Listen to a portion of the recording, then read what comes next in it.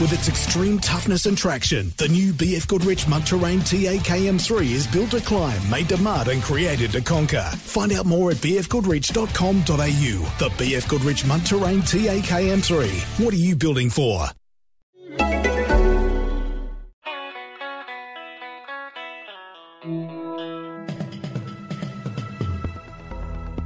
You're listening to the Betoota Advocate's weekly news wrap on Desert Rock FM 96.5.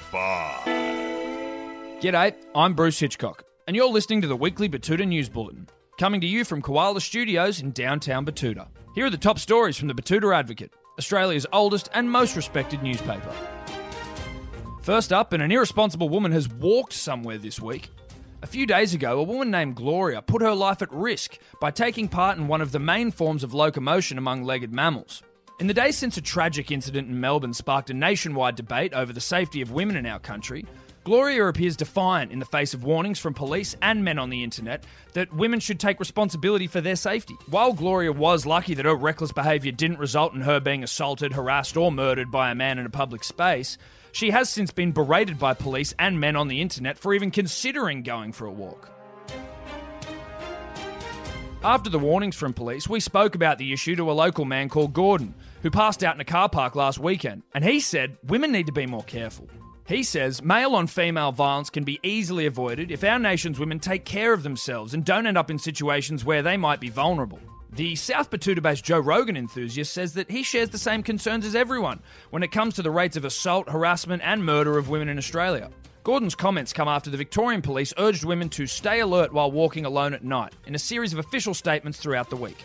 He said, "It's not rocket science. If it's dark, take a cab.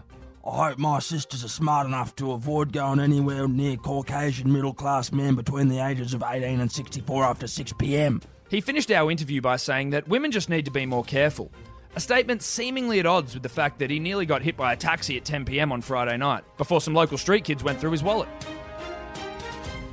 Elsewhere around town, and a local crypto investor has finally conceded that it's all over.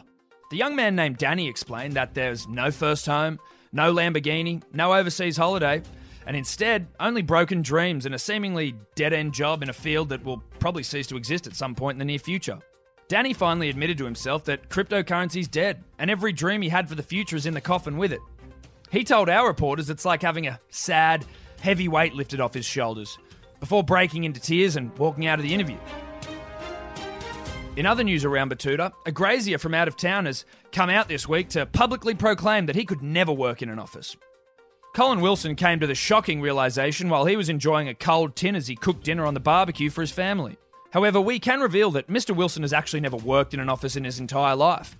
A salient point when comparing the lifestyles of big city cucks and people working on the land.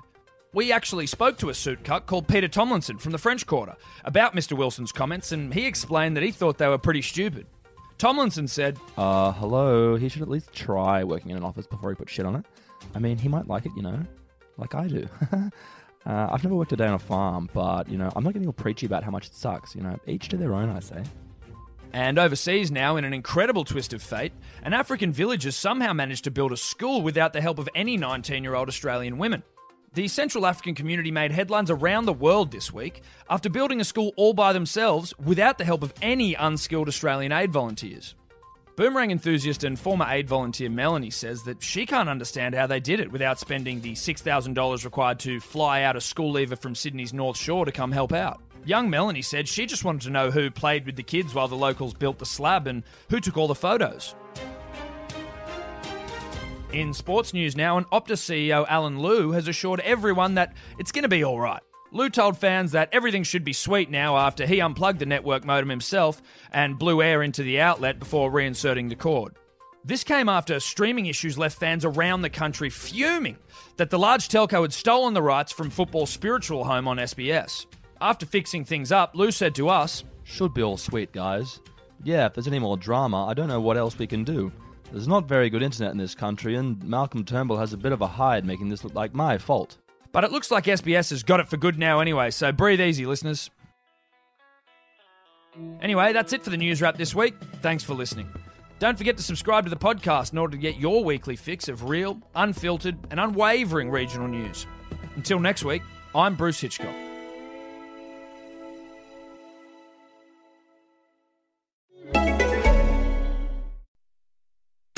Introducing the next generation in off-road tyre technology, the BF Goodrich Mud Terrain TAKM3 tyre.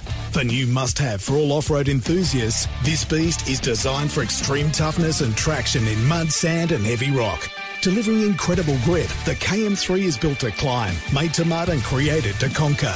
Find out more at bfgoodrich.com.au. The BF Goodrich Mud Terrain TAKM3. What are you building for?